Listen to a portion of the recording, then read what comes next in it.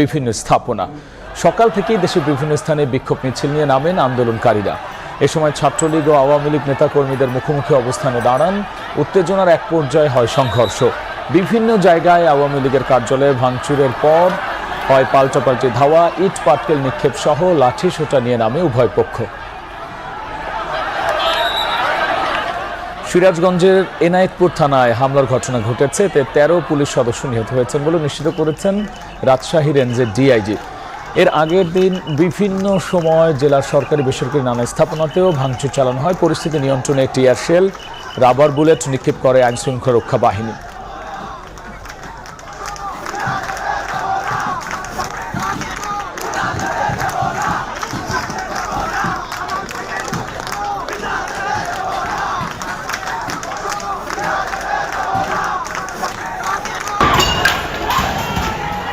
কিশোরগঞ্জে জেলা আওয়ামী লীগ কার্যালয়ের আসবাবপত্র ভাঙচুর করে আগুন ধরিয়ে দেয় বিক্ষোভকারীরা। একই সময়ে খড়মপট্টি এলাকায় জেলা আওয়ামী লীগের যুগ্ম সাধারণ সম্পাদক সৈয়দ আশফাকুল ইসলামের বাসায় হামলা ও অগ্নিসংযোগ করা হয়। এছাড়াও সাবেক রাষ্ট্রপতি মোহাম্মদ আব্দুল হামিদের বাসভবনে হামলা হয়। পুলিশ ফাঁড়িসহ বেশ কিছু স্থাপনাতেও তাণ্ডব চলে।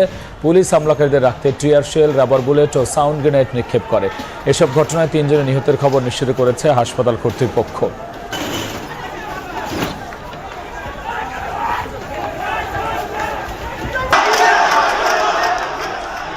ভোলায় বৈষম্য বিরোধী আন্দোলনকারীরা রাজপথে নামলে আওয়ামী লীগের কর্মীরা প্রতিহত করতে যায়। সময় দফায় দফায় ধাওয়া পাল্টা ধাওয়া সংঘর্ষের ঘটনা ঘটে। বিক্ষোভকারীরা আগুন দিয়ে পুড়িয়ে দেয় জেলা আওয়ামী লীগ, শ্রমিক লীগ ও স্বেচ্ছাসেবক লীগ অফিস ও 30টি মোটরসাইকেল। জেলায় অন্তত 20 জন আহতের খবর পাওয়া গেছে।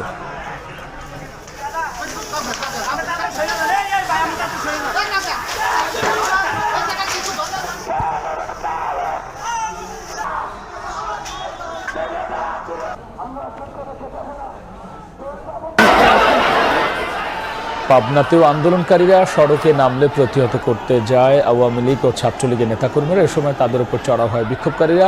শহরের আব্দুল হামিদ সড়কে সংঘর্ষের মাঝে পড়ে গুলিবিদ্ধ হয়ে সদর হাসপাতালে আসা 3 জন মারা গেছেন।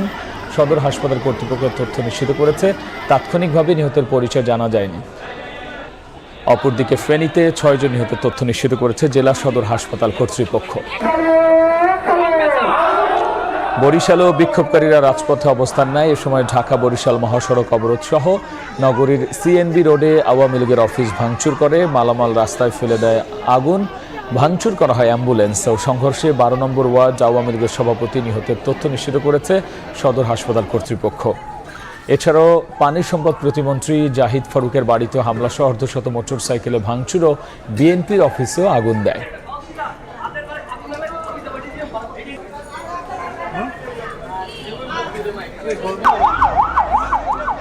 রংপুরে সকাল থেকে নগরের টাউন হল, পায়রা চত্বর, জাহাজ কোম্পানি মোড় সহ বিভিন্ন পয়েন্টে বিক্ষোভ ও মিছিল করে আন্দোলনকারীরা। এ সময় আওয়ামী লীগের সঙ্গে ধাওয়া পাল্টা ধাওয়া হয়। সংঘর্ষে আহত হয়ে রংপুর মেডিকেলে 2 জন আওয়ামী লীগ নেতার মৃত্যুর তথ্য নিশ্চিত করেছে হাসপাতাল কর্তৃপক্ষ। বগুড়া শহরের সাতমাথায় বিক্ষোভকারীরা আওয়ামী লীগ ছাত্রলীগের ওপর ইট পাটকেল নিক্ষেপ সহ লাঠি সোঁটা নিয়ে হামলা চালালে সংঘর্ষ বাধে। এ সময় ককটেল বিস্ফোরণ হলে পরিস্থিতি নিয়ন্ত্রণে সতর্ক অবস্থান নেয় পুলিশ। কয়েকজন আহত সহ নিহত হয়েছেন 4 জন। শহীদ জিয়াউর রহমান মেডিকেল কলেজ হাসপাতাল কর্তৃপক্ষ তথ্য নিশ্চিত করেছে। সংঘর্ষে কুমিল্লায় প্রাণ গেছে 1 জনের।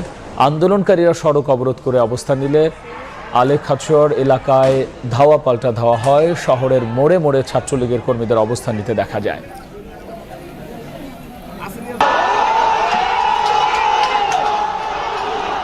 ফরিদপুরেও জেলা আওয়ামী লীগ কার্যালয়ে ভাঙচুর অগ্নিসংযোগ করেছে আন্দোলনকারীরা।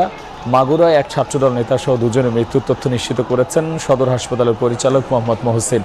সংঘর্ষে জয়পুরহাটেও 1 জন নিহতের তথ্য নিশ্চিত করেছে হাসপাতাল কর্তৃপক্ষ।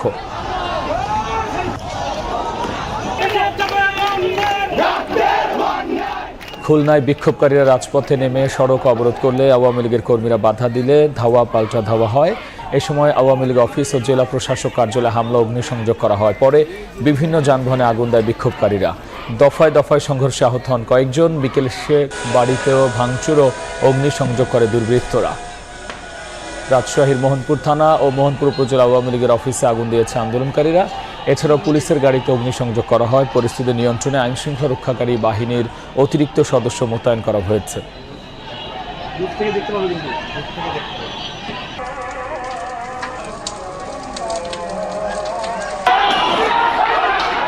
অসহযোগ আন্দোলনের প্রথম দিনে সিলেটেও ব্যাপক সংঘর্ষ হয়েছে। 12টার দিকে কোর্ট পয়েন্টে বিএনপি নেতাকর্মীদের সঙ্গে পুলিশের সংঘর্ষ হয়। এই সময় পুলিশ কাঁদানে গ্যাস, সাউন্ড গ্রেনেড ও শর্টগানের গুলি ছুড়ে তাদের ছত্রভঙ্গ করে দেয়। পরে আন্দোলনকারীরা জিন্দাবাজার পয়েন্টে অবস্থান নেয়। এ সময় 71 টিভির রিপোর্ট ও চিত্র সাংবাদিকের ওপর হামলা সহ ক্যামেরা ভাঙচুর করা হয়। পরে ছাত্রলীগ যুবলীগ অবস্থান নিলে আন্দোলনকারীরা পালিয়ে যায়। সংঘর্ষে আঞ্চলিক নির্বাচন কার্যালয়ে ভাঙচুর সহ গাড়িতে আগুন দেওয়ার ঘটনা ঘটে।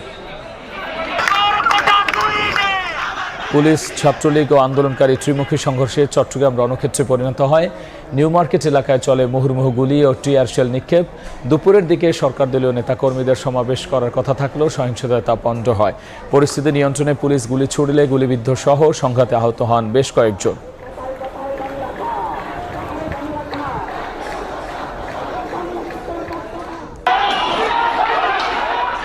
সকালে মুন্সিগঞ্জ শহরে মুক্তিযোদ্ধা ভাস্কর্য চত্বরে অসহযোগ আন্দোলনকারীরা বিশৃঙ্খলা সৃষ্টি করলে ছাত্রলীগ বাধা দিলে পাল্টাপাল্টি ধাওয়া হয়।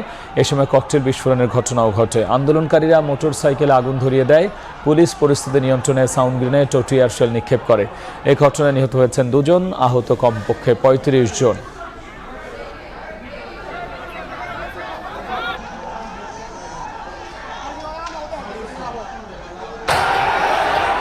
কুড়িগ্রামের ঘোষপাড়ায় আন্দোলনকারীরা সড়কে সঙ্গে ছাত্রলীগ ও পুলিশের দফায় দফায় সংঘর্ষ এবং ধাওয়া পাল্টা ধাওয়ার ঘটনা ঘটে। পরিস্থিতি নিয়ন্ত্রণে টিয়ার শেল ও রাবার বুলেট নিক্ষেপ করে আইনশৃঙ্খলা রক্ষা বাহিনী। পরে আন্দোলনকারীরা পিছু হটে বিভিন্ন সড়কে অবস্থান নেয়। শেরপুরেও পুলিশ, আওয়ামী লীগ এবং আন্দোলনকারীদের মাঝে ত্রিমুখী সংঘর্ষের ঘটনা ঘটে। তিনানি বাজার কলেজ মোড়ে বিক্ষোভের সময় টহলরত ম্যাজিস্ট্রেটের গাড়ি চাপায় 2 জনের মৃত্যু হয়েছে। নরসিংদীতে সংঘর্ষে ইউপি চেয়ারম্যান সহ 6 জন নিহতের খবর নিশ্চিত করে পুলিশ। এছাড়াও নারায়ণগঞ্জ, টাঙ্গাইল ও ঢাকায় সাভারে সংঘর্ষে ভাঙচুরের ঘটনা ঘটেছে। সন্ধ্যার সময় আরও থাকছে।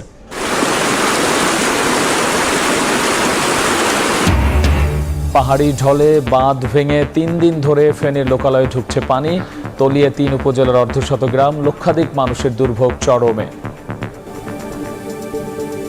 কি লিক নিয়ে চিন্তিত? কিনুন leak proof RFL thread pipe and fittings. সরকার পদত্যাগের এক দফা দাবিতে অসহযোগ আন্দোলনে রাজধানীর মোড়ে মোড়ে বিক্ষোভ, ধাওয়া পাল্টা ধাওয়া, সংঘর্ষ চলছে। রাজধানী ধানমন্ডি, কারওয়ান বাজার, শাহবাগেও সংঘর্ষ হয়। আগুন দেওয়া হয় একটি পোশাকের শোরুমে, এতে পুরো ভবন পুড়ে যায়। স্মরণকালের সব থেকে ভয়াবহ ক্রান্তিকাল, সংকটকাল পার করছে পুরো দেশ। রাজধানীর ঢাকাও ব্যতিক্রম নয়। সকাল থেকে রাজধানীর গুরুত্বপূর্ণ পয়েন্ট শাহবাগ, বাংলা মোটর, কারওয়ান বাজার, ফার্মগেট এক প্রকার রণক্ষেত্রে পরিণত হয়। দফায় দফায় সংঘর্ষ, হামলা পাল্টা হামলা চলতেই থাকে। আন্দোলনকারী, বিক্ষোভকারী যারা এখন এক দফা দাবি আদায়ে সোচ্চার অবস্থান করছে রাজপথে। পাশাপাশি সরকার দলীয় রাজনৈতিক যে সংগঠনগুলো রয়েছে সেই সংগঠনগুলোর নেতাকর্মীরাও সড়কে রয়েছে, রাজপথে রয়েছে। প্রত্যেকের হাতেই আমরা লক্ষ্য করছি লাঠি সোঁটা, পাশাপাশি অস্ত্র রয়েছে। এই অস্ত্র এবং লাঠি সোঁটা দিয়ে এক পক্ষ আরেক পক্ষকে রাজপথ থেকে সরিয়ে দেওয়ার জন্য প্রাণপণ লড়াই চালিয়ে যাচ্ছে। আন্দোলনকারীরা প্রথমে রাজধানীর শাহবাগ মোড়ে অবস্থান নেন, সেখান থেকে ইন্টারকন্টিনেন্টাল মোড় হয়ে পরিবাগ, এরপর বাংলা মোটর মোড়, এরপর কারওয়ান বাজার হয়ে ফার্মগেট পর্যন্ত চলে আসেন। আওয়ামী লীগ ও তাদের অঙ্গ সংগঠনের নেতাকর্মীরা রাজপথে ছিলেন, তারাও কিন্তু তাদেরকে অর্থাৎ আন্দোলনকারীদেরকে ধাওয়া দেয় এবং পুরো রণক্ষেত্রে পরিণত হয় রাজধানীর গুরুত্বপূর্ণ পয়েন্ট, রাজধানীর বাংলা মোটর, ফার্মগেট, কারওয়ান বাজার এই এলাকা। এবং শুধু প্রধান সড়কই নয়, অলিগলিতেও সংঘর্ষ ছড়িয়ে পড়ে।